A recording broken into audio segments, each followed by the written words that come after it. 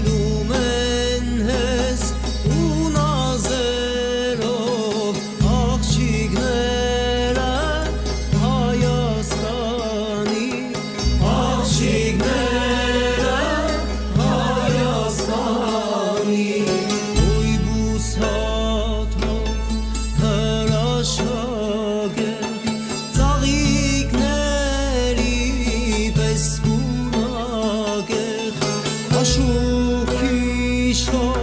չակնա